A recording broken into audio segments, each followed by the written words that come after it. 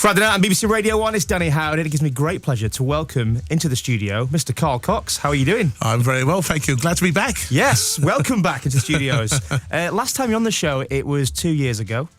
You just played the House of Lords, which was a special set for you, I know, and you were just about to embark on your final year at your residency at Space in Ibiza, a 15-year legacy, sort of coming to an end. And I just want to know, because I know you've answered so many questions about this around that time, but now, 2 years on, now the dust has settled, you've had time to think about it and process it. Looking back, how significant was that summer for you out of everything you've done in your career? Yeah, you know what? I'm still grieving. You brought it back up again, Danny. I'm like, oh Sorry. my God, I've just got over it. You know? Get the tissue, someone. Please pass me a tissue. When I started to be a resident at that Space in Ibiza, the whole thing about that Tuesday, it was created from nothing. There was nothing really going on at that club. Tuesdays was just another day, or just another night on the island, and we really did create something special. And it not just for myself, the PR teams, the people who worked there, even the bar staff and the cleaners and all that. Everyone's still grieving about it because we were really family in that club, and to be there for consecutively for 15 years doing what we had done at such a level, it was amazing. And we grew up with that club. You know, the thing was, there was no Premier Taj, and there was no there was terrace, but there wasn't two terraces, and all it just kind of grew into this amazing club venture for me, and to be able to be involved in something which had such a significance on the island, but also from where I come from. I'm only a guy from South London who had an opportunity to run a club in Ibiza for that amount of time, and for it to be one of the premier clubs in the world, based on, the amount of accolades that it had created, and it's been there for 27 years. I mean, here's a fact, right? The fact is that Studio 54 was an amazing club. Yes. And if you really dive into the history of it, there was amazing things that happened there, and people still talk about it with affinity. But that club only ran for 11 months. Do you know what I mean? 11 months. I didn't even know that, actually. Yeah, 11 months. That was it. Wow. From beginning to end, that was it. This club, Space, 27 years, and I was there for 15 years of it full on, and 4 years of it before that, doing the opening and closing parties. So it had a massive impact on me, a massive impact on everyone that went there over the years, and it's left a massive hole on the island now that it's not there now. So you say it's left a massive hole. Obviously, we're close to getting some tissues. I think they're on the way. Do you think it was the right thing to do to stop a Carl Cox residency in Ibiza?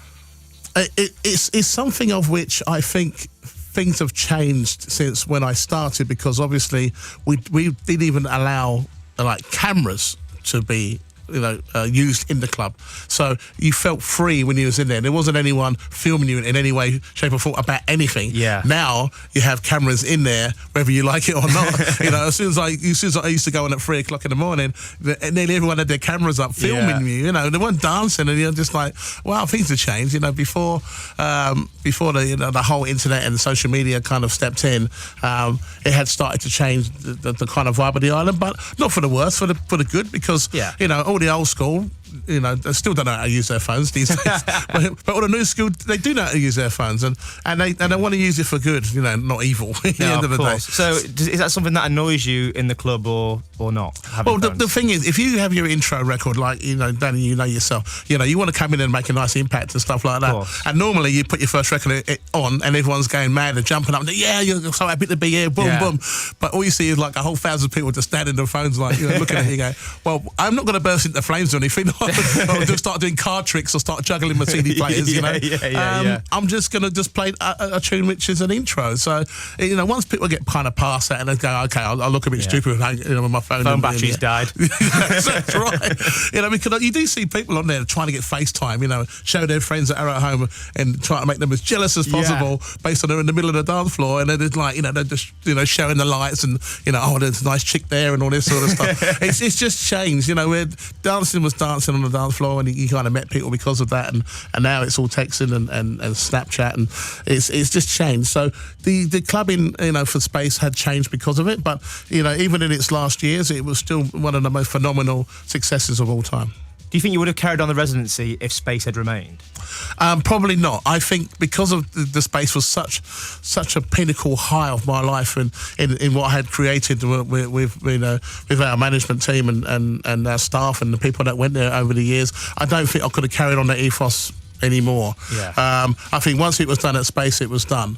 But the thing was, people thought I was finished like altogether as a DJ. Yeah. And since space is finished, and I'm like, no, I'm only finished at the club that's on the island, but I'm not finished with the island. And what do you think of the new place? I haven't been. I think it'd be very difficult for me to stand there and to know that all the good times we had has just been scrubbed as a memory now, into something new. And there's nothing wrong with progression and moving on and moving forward. It's just that we had such amazing times at that club for the memories to be wiped into something now brand new, which that doesn't. Everyone's creating new memories, but it'll never be the same as what it was at space. And of course, you've had the 15 years. Like you say, it's left a massive hole on the island. It's your legacy there.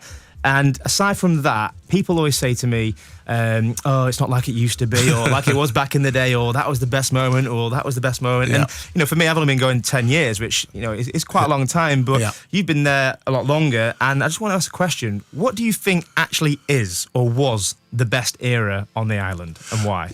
I think probably the innocence of the island, 86, 87, 88. I think because the DJs at that particular time, they just played what they wanted to play. They felt how they felt. And all the clubs at the time were open air. There was no roofs on the club. So you really, if you was dancing in a nightclub in Streatham, Cat Whiskers or something like that many years ago, you got kicked out by 2, got a kebab by 3, you was in bed by 4, and if you was lucky. Lovely. What a night out, Yeah. But you was dancing on the terrace, at Amnesia, open air, with all these amazing people from Europe just having a really great time and just feeling free. That's what the island made you feel like. Yeah, that's what it was about. It was completely about that, and no one was just wearing black. Everyone was. People felt. Next to nothing. Next to nothing was always fantastic. I've seen the pictures. Yeah, there's a few with me with next to nothing actually, which is quite scary. But early many mission days. But you know what? I think it's what you make it. At the end of the day, when I had stopped, space had finished and everything, I was like, right, what do I do next? So what I did next was to have a night where I could basically go, right, this is what I'm going to do next. So I've got a thing called Pure events, which we do in Australia, and bring that ethos to the island.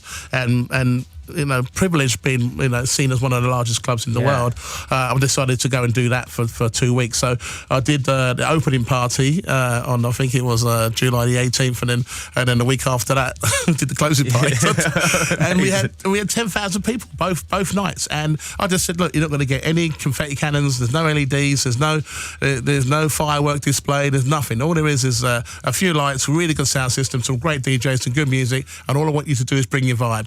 And that was it. And we had 2 of the most amazing nights I've ever had on the island. Pretty much the main ingredients of what you want at any club now, really. Well, everything's kind of fire and brimstone now. It's Chris Angel kind of like dramatics in the sense of how you play. I mean, eventually it's still down to the music, still down to the DJ who's selecting the records, and basically that vibe is created with all of you being involved in why you're there at the end of the day, and that's about the music.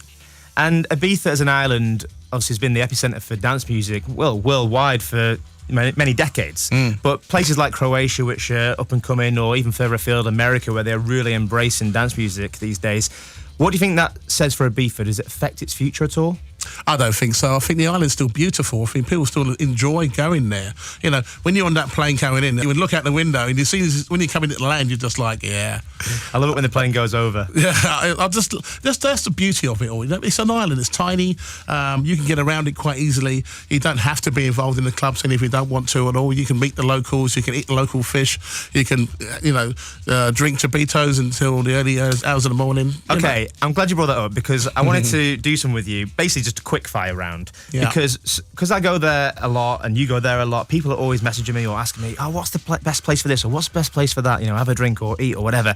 And for some reason, when I'm put on the spot, my mind just goes to mush. So I'm going to put you on the spot because I think you've got a pretty good idea of the answers to some common questions that DJs might get who visit the island a lot. So, Are you up for this? Yeah.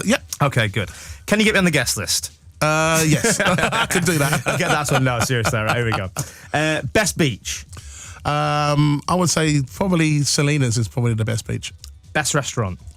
For me, Sacapella in San Antonio. That's a winner every time.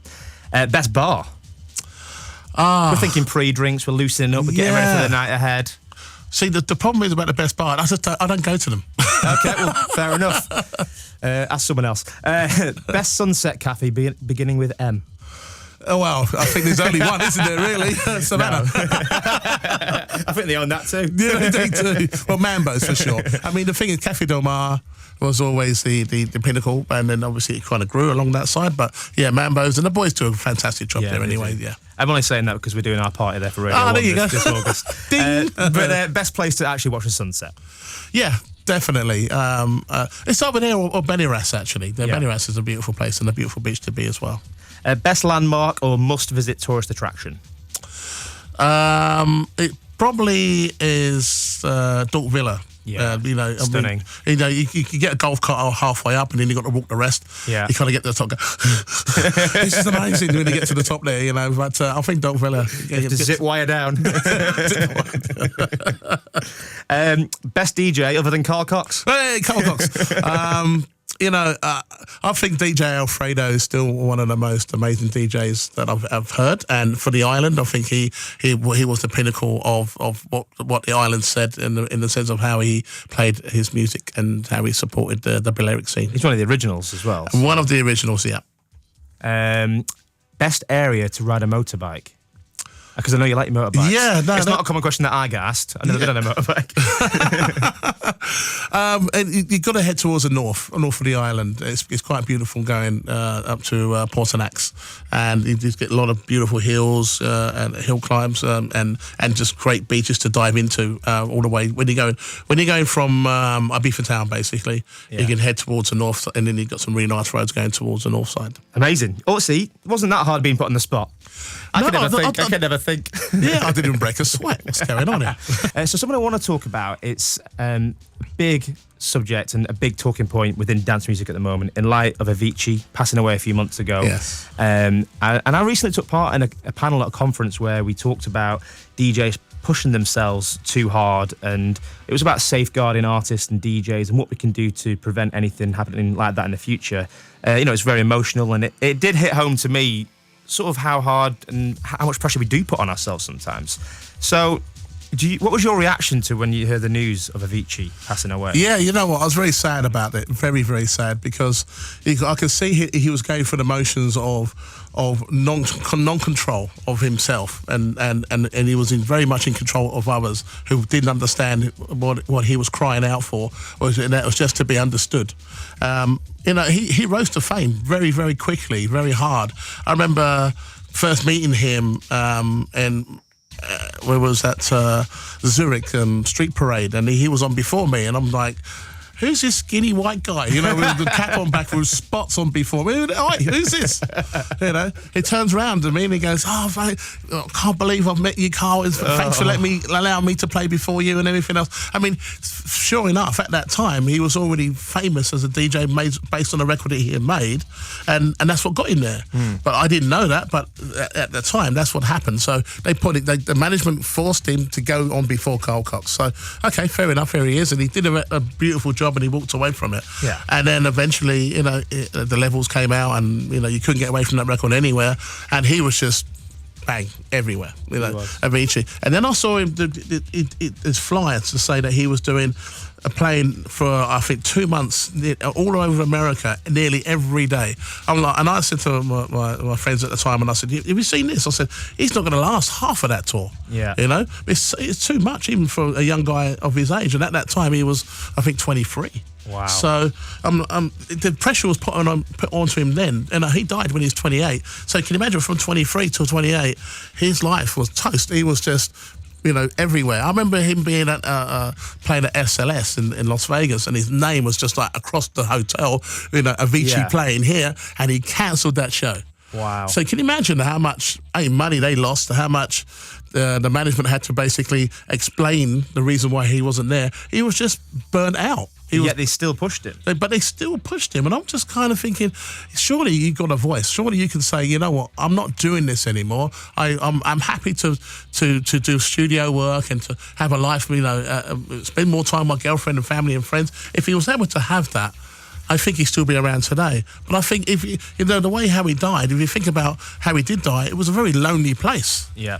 After even 2 years of him stopped touring, which is one of the hardest things to do, he was still in trouble mentally in the end of the day based on his decision. So it was very sad to see someone who had so much to offer in the end of the day, took his life based on how he felt. Did you ever run into him again after that first time you met him in Zurich? Many times, yeah. I mean, we was doing some parties in festivals in Australia, and he was always able to play Stereosonic. And we used to just hang out and backstage, and we would talk. It was always kind of a guy that was very much on his own. Didn't really have much of an entourage and stuff like that. It was business all the time.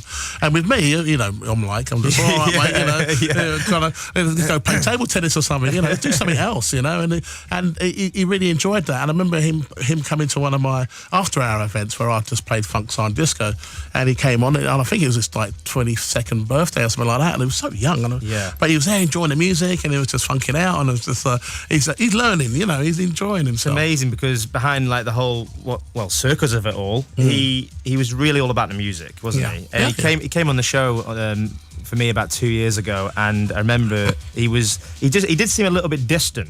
And I was chatting to him. He was taking 10, 20 seconds to think of an answer to a question, and it just didn't seem quite right. And I remember thinking it being a bit odd.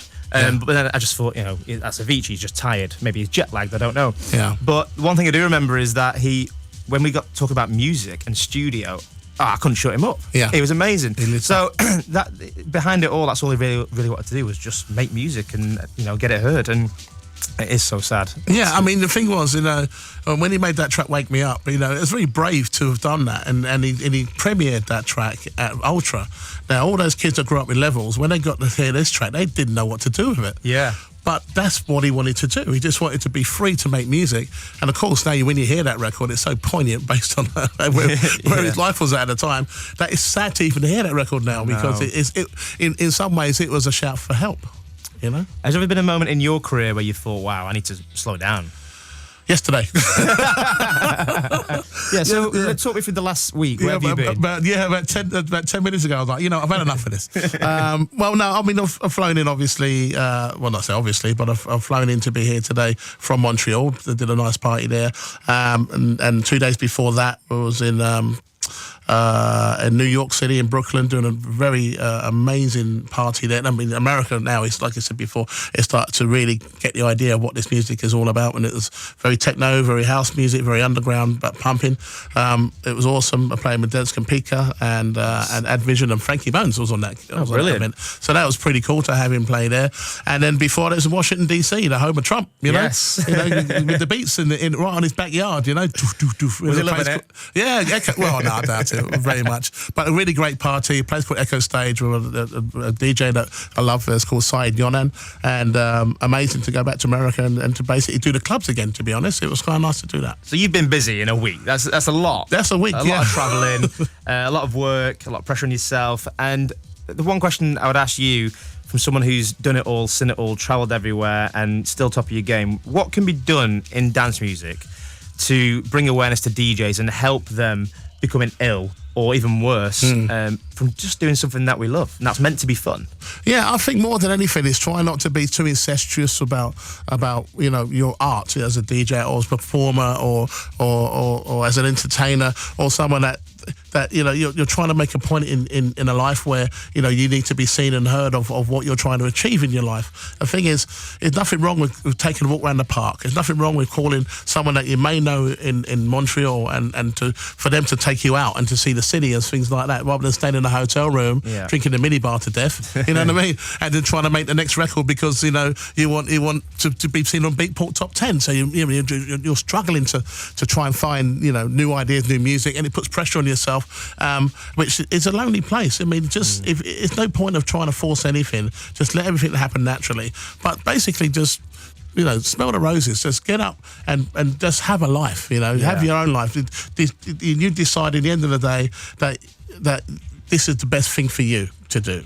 So being forced to stay in the hotel room is fine, but at the end of the day, it is a big world out there, and go and get it. I mean, there's amazing restaurants and there's things to do in most cities. Yeah. So try and do things. I remember actually being in Kuala Lumpur, and my tour manager at the time was like, "Yeah, let's go and walk up like 1,000 stairs or steps to go to this pyramid or something." I couldn't think of anything worse, and I had flip flops on at the time as well, so I didn't have any New Balance trainers or anything. Yeah, and not your best hiking gear. Yeah, so I went up there and I was like, my feet were sore as you like, but anyway, we got to the top and it was just awesome. So you did it? So I did it, yeah. Amazing. And then going down is better obviously than going up. But what was really hard about it is that because all these steps were made out of all these old stone, they're all different lengths and sizes. Yeah. I tell you what, I had calves like Arnold Schwarzenegger. There you got to watch those ankles as well. But the idea really is to have a life. Don't just think it's all about music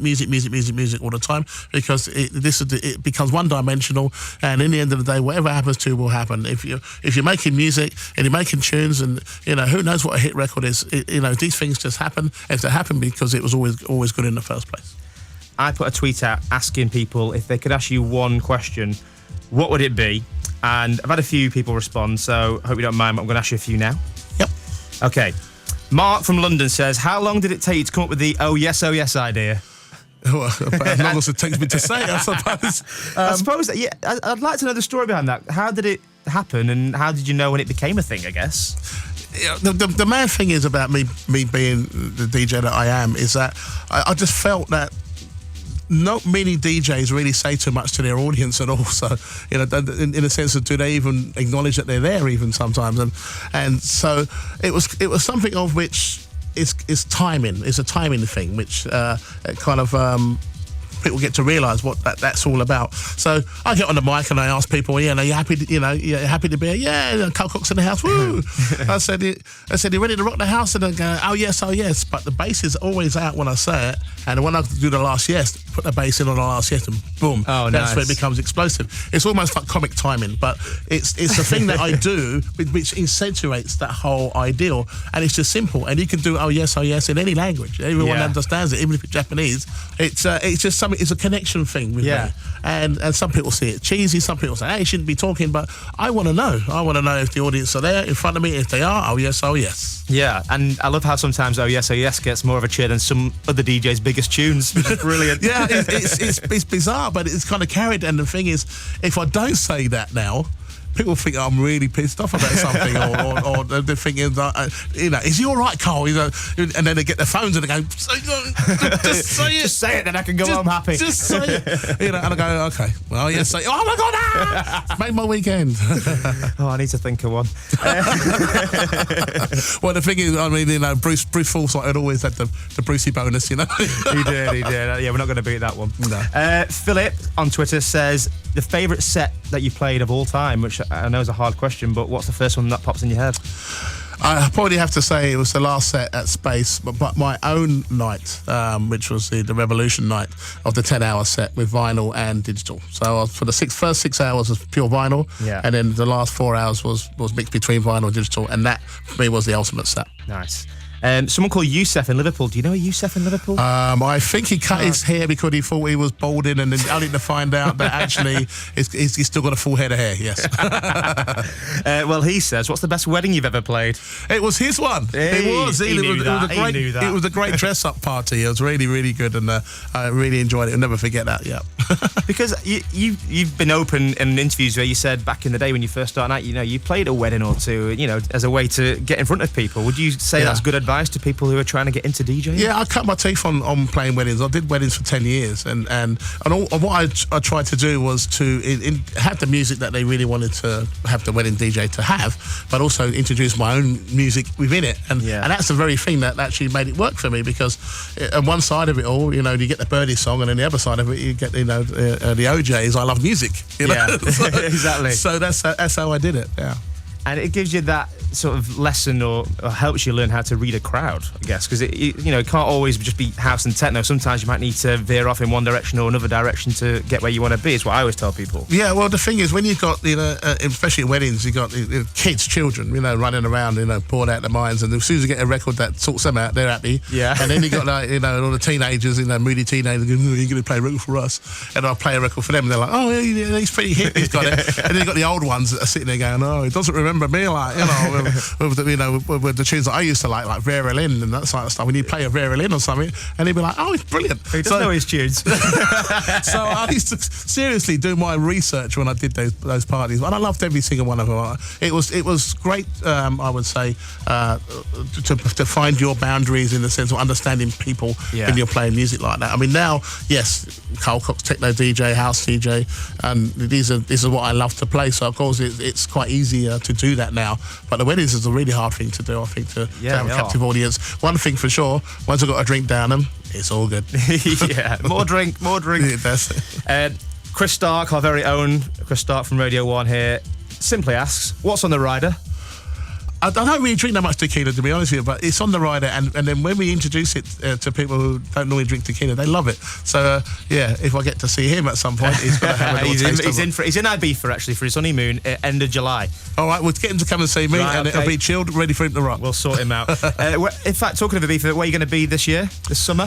Yeah, so I'm doing 3 parties at Privilege with Resistance, which is the Ultra brand, and they did their first season last year, so I didn't do it last year. I had my 2 parties of my own called Pure, so I'm going to be doing that for 3 times this year, and also we're doing a brand new kind of event called One Night Stand with the Game Over crew, Dave Browning and basically and Owen Smith from the ex-staff of Space, basically. So we're bringing the whole kind of vibe back to the island by doing this thing of One Night Stand. So we're doing one party at Amnesia and one at DC10. We're taking it over. Brilliant. And also one at Pasha. So I'm going to be there 6 times this year. I think we should play some music now, actually. Well, actually, funny enough, behind it, and what I can hear underneath, is a track that I made many years ago called Central Sophisticat. That's right. I can't believe it, because it must have loved talking to you, Danny. I still like to listen to music. Sorry, I'll just turn it up a little bit. There you go. I just can't. It's great, isn't it? How good is that? I'm going to get some publishing and royalties for that. That's fantastic. Lovely. Should we just leave that running for a couple of minutes more? You get more money. Yes, please. Oh, that's lovely.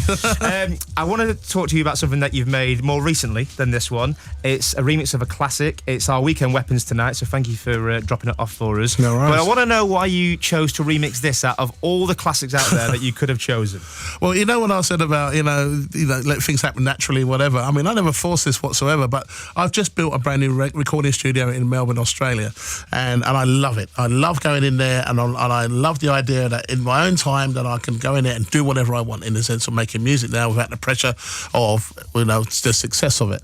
And somehow the guys from King Kong Records, they Clink Clonk Records, Clink Clonk, and they decided that they thought it'd be a really great idea to get Carl Cox to do a remix of Nine Toes, which came out in 2013, which is 5 years ago. I know, it feels like it's been around a lot longer. Yeah. It's already a classic. Yeah, it's amazing, but it's nice to have actually a record we can go, you know what, that when it came out of the time, I know what I was doing, I know where I was at. I got divorced, I met a new girlfriend, I bought a brand new car, I fell asleep on the beach. This record defined, your life at that time when it came out, and it was an unlikely hit.